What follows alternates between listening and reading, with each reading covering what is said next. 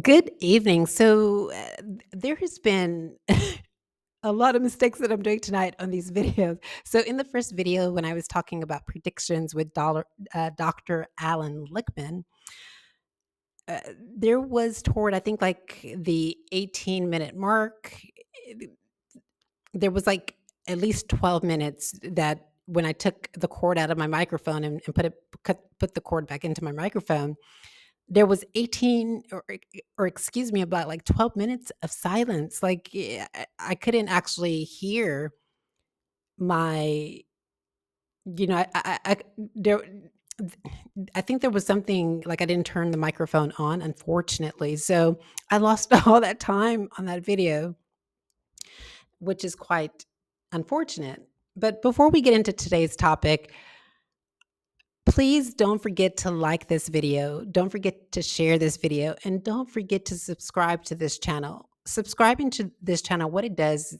is it pushes this video up in the algorithm.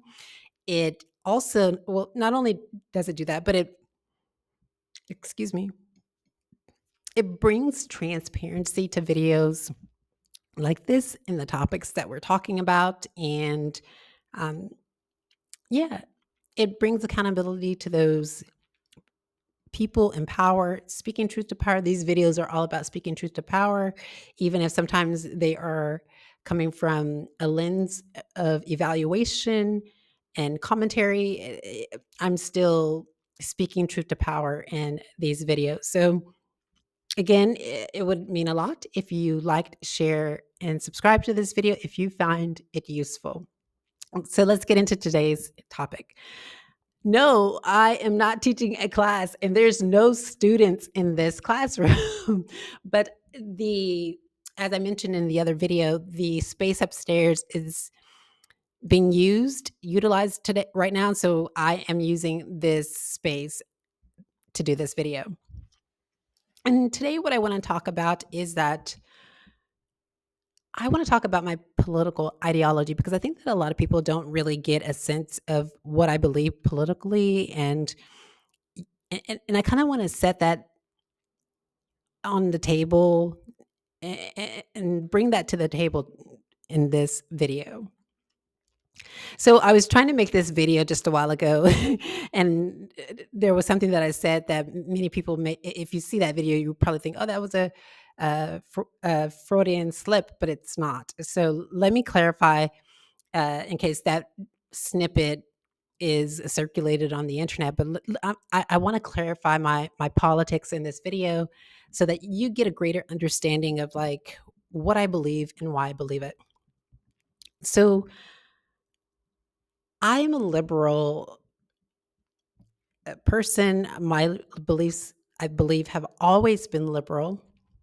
Although I'm a reserved person at times, I really have, when it comes to my beliefs, that composition of my beliefs are very liberal.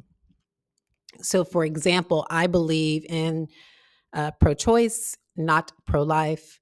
I believe in. I'm an abolitionist. I think that the Second Amendment should be abolished. I think that there is enough violence in the United States, and that I think that the Second Amendment is contributing to that violence that's happening within the United States. I believe that this is where my beliefs, I think, get controversial for the left. I do believe in LGBTQ rights. I do believe that, and I think that I would be not myself if I didn't believe that, right? But I don't believe that that all of all the acronym, every letter within the acronym should be under one umbrella, because as we understand is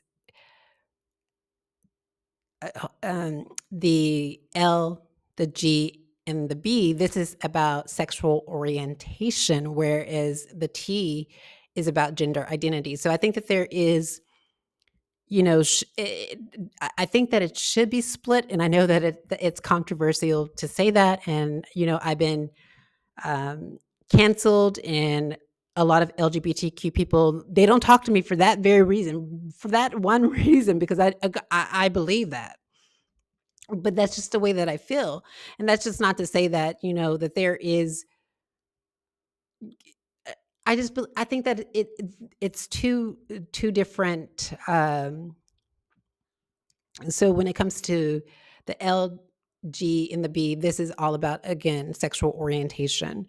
And the way to look at that is different from how you look at transgenderism. And I think that if this was separate, if, for example, you took the LGBT, excuse me, the LGB out, or the T out of this acronym, and dealt with it separately, and dealt with the issues separately, I think that there would be more clarity and more justice and more understanding around those issues. So, for example, it's difficult for LGBT to speak on behalf of transgender people because they don't have a transgender experience. And although they may have transgender friends, they really don't know what it's like to be transgender. Just as it would possibly, I will, and it could be different from for maybe trans people, because sometimes trans people are like homosexual or lesbian before they are trans. So they might have a perspective on that, but I think that it confuses a lot of people, and I think that that's why I feel that there should be a separation. But again, I I love everything about the LGBTQ community. I love trans people. I love uh, the LGBT. I love everything about the community, but the reason why you don't see me actually talking a lot about these issues is because there's just a lot of hypocrisy around the issues, and there is a lot of performative behavior around the issues. And that's not to say everyone. So I know some good trans people who are very authentic in their activism. Kiara Thomas is one, very authentic in her activism. Diamond Styles, very authentic in her activism. Laverne Cox, very authentic in her activism. These are uh, Monroe Bergdorf. Love, love, love, love, love her. Love her, love her, love her. Very authentic in her activism. Where I found the inauthentic activism, the performative activism, usually comes from the other side of that acronym, like the front of the acronym. And I think that is quite problematic. And I think there should be a focus group on that. There should be Jubilee. You need to do a focus group on that. There should be trans people and LGBT people coming and sitting and talking about this performative activism, and really not supporting those within the acronym. Okay, so what is most controversial, I think, about my politics is that people have been trying to put me in bed with conservatives. So, for example, in the past, I wrote an article in The Jurist about morality policing. And in that article, I interviewed a far right conservative man named Derek Bly in the Republic of Ireland. And that interview and that publication got me canceled. Although he didn't get canceled, I was the one that was canceled. And so uh, after I published that article, the Republic of Ireland came after me, the United States came after me, everybody, Muslims came after me, everybody started coming after me for that publication in the article, but no one came after him about the information that he gave me. about that article, you know? So it's weird, right? I think it's you know, I think that groups coming after one person over journalism is cowardly and bully behavior. But again, just because, let me clarify.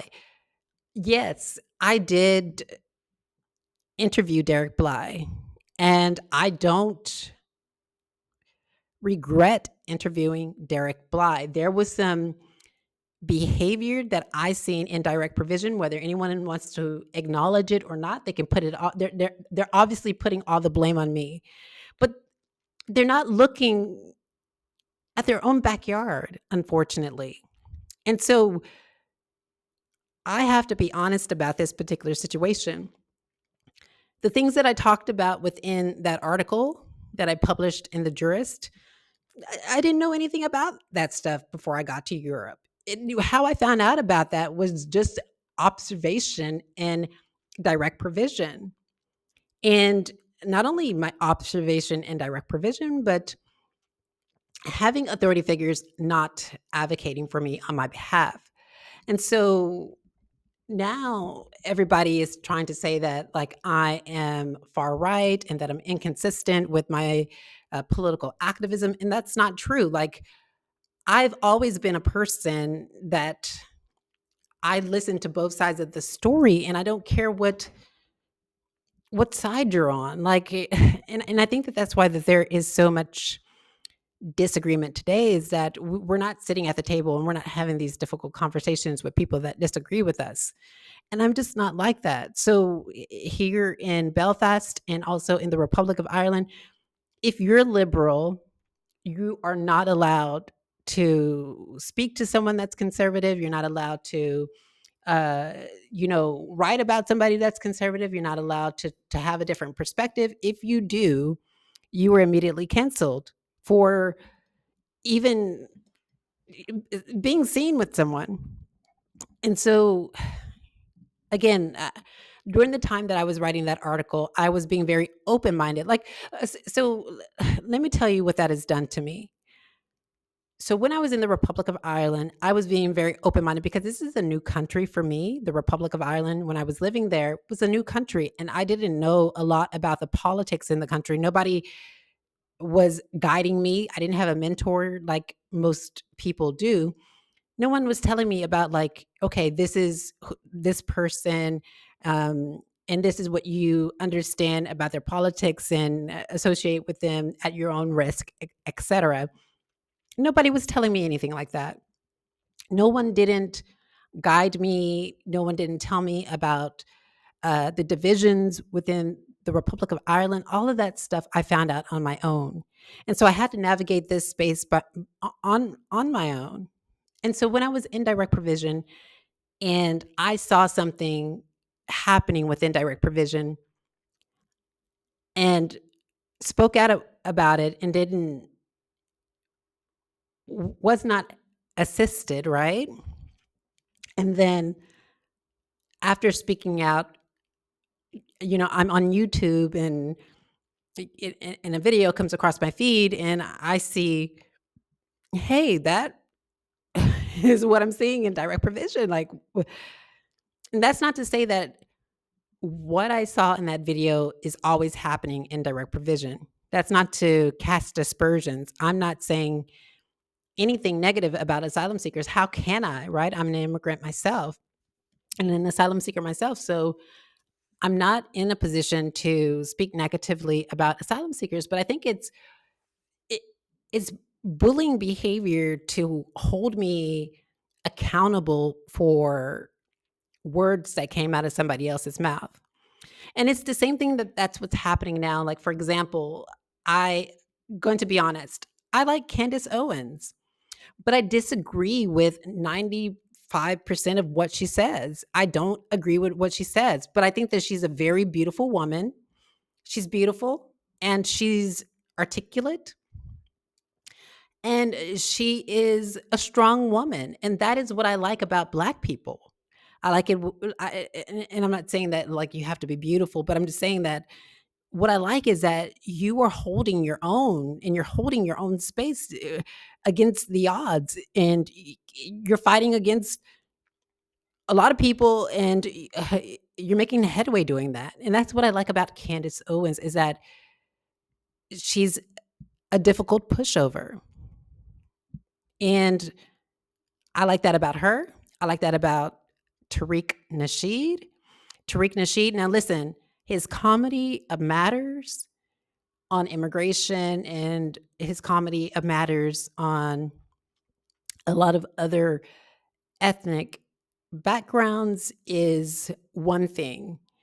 And I would agree that, you know, he could talk about immigrational and cultural ethnic issues differently, but he acknowledges on his channel that he is a comedian, and we can't only hold him responsible for uh that kind of rhetoric on his channel, because if you listen to those videos, especially on the Twitter space, people are coming to him saying a lot of negative stuff as well.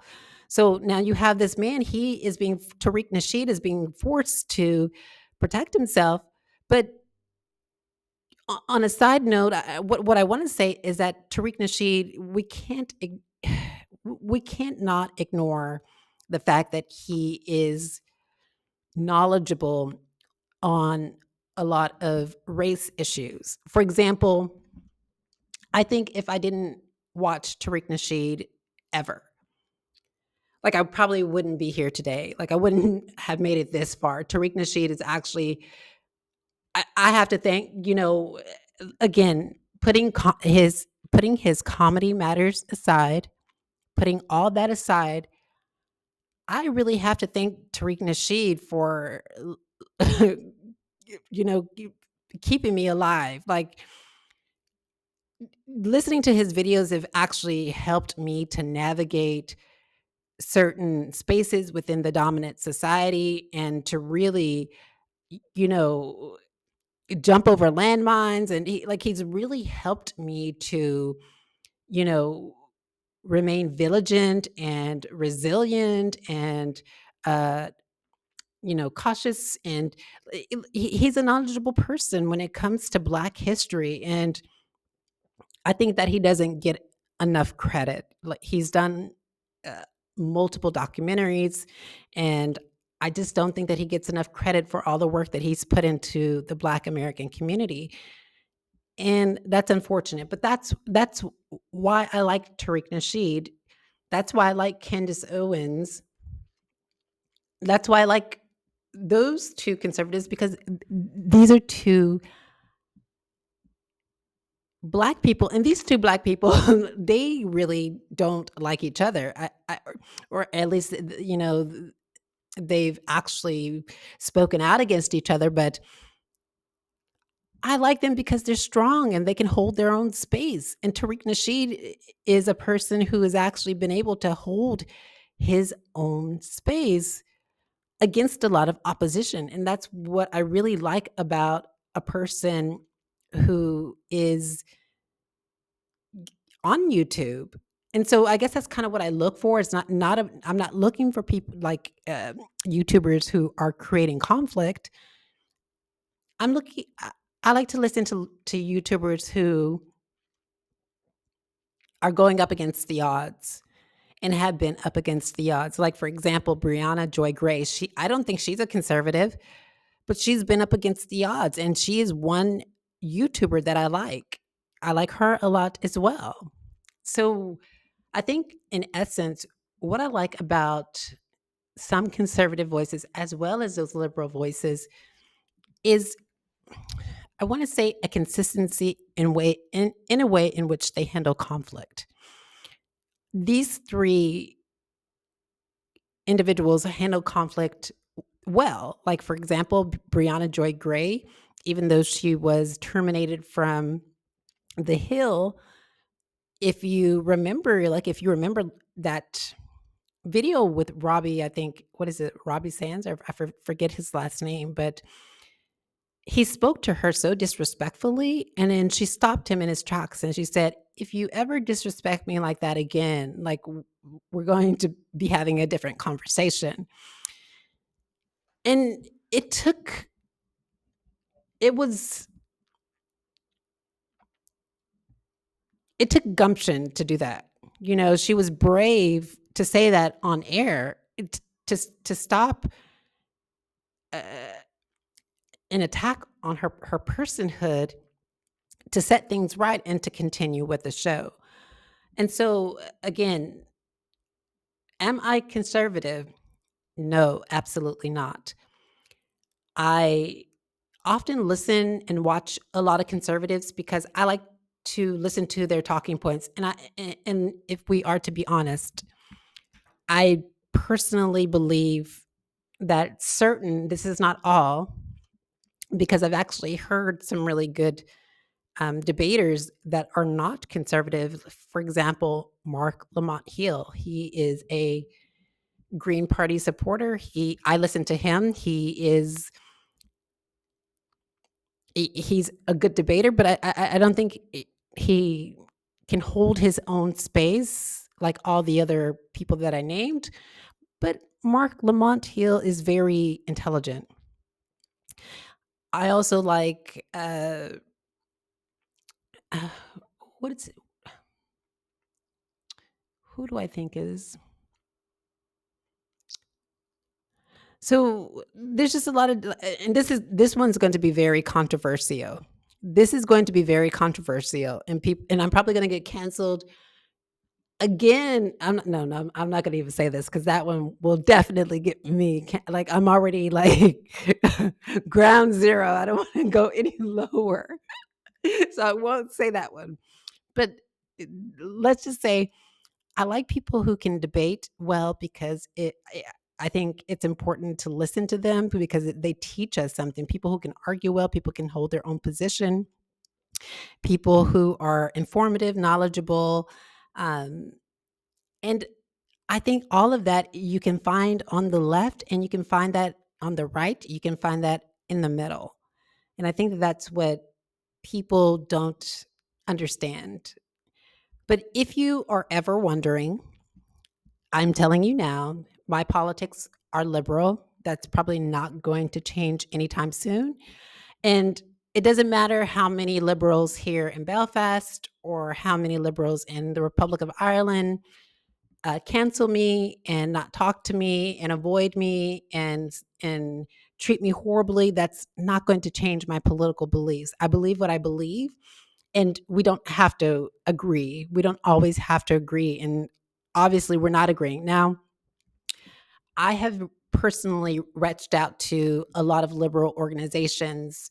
So, I can't really tell. So, the United Against Racism is a very liberal organization. And I reached out to them, and maybe they Googled me, maybe somebody told them something negative about me, but they decided that they didn't want to talk to me or have anything to do with me. And this was in the midst of my dealing with a racial attack. So you can kind of see how, like, this is a performative activism because you're supposed to put your personal feelings aside and say, okay, this person has been attacked and that attack was racialized. And despite what I feel about this person, my mandate is to help people who are being attacked racially. And so what I'm going to do is I'm going to find out more about this incident and help this person. And so that was not a step that United Against Racism did. That's not a step that, uh, the movement for asylum seekers in Ireland did. So Massey, that wasn't something that they did. That's not something the Migrant Refugee Rights Center, that's not something they did. A lot of these organizations that are liberal or have like a liberal, well, I won't say liberal, but as a centrist framework or mandate, which is supposed to be like in the middle and not on one side or the other.